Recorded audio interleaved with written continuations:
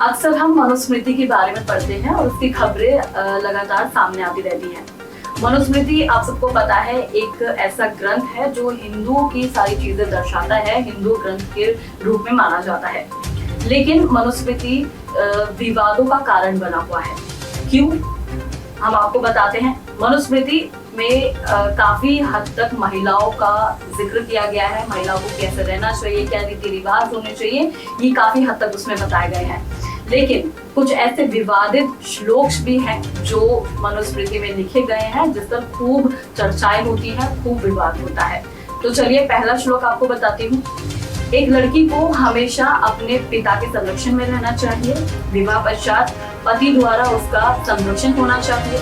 पति की मृत्यु के बाद उसे अपने बच्चों की दया पर निर्भर रहना चाहिए। लेकिन किसी भी स्थिति में एक महिला आजाद नहीं होनी चाहिए। महिलाओं का पुरुषों के प्रति चाहत, महिलाओं का जल्दी बदलने वाला मन और स्वाभाविक हृदयहीनता की वजह से उसके पति के प्रति धोखेबाज हो सकती हैं।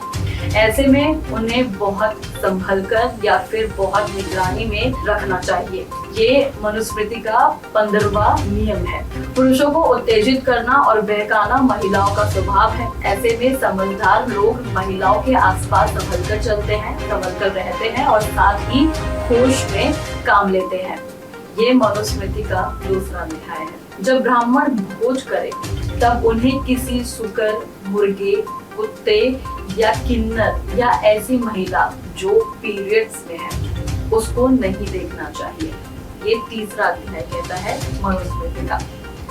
उस महिला से विवाह ना की जाए जिसके बाल और आंखें लाल हो, जिसके अतिरिक्त अंग हो, जिसकी सेहत अक्सर खराब रहे, जिसके बाल हो या ना हो, साथ ही तारामंडल, पेड़, नदी, पर्वत, पक्षी, सांप, गुलाम या फिर आतंक से भर देने वाले नाम जिस महिला के नाम के अर्थ के संकेत पर हो, या ऐसी महिला जो नीची जाति की हो, उससे विवाह नहीं करना चाहिए। ऐसा मनुस्मृति के तीसरे अध्याय में है। जिसका कोई भाई ना हो या उसके पिता को कोई जानता ना हो या वो लड़की किसकी है ये किसी को मालूम ना हो, तो वो पुत्रिका धर्म की आशंका से बुद्धिमान पुरुष उस लड़की से विवाह ना करे।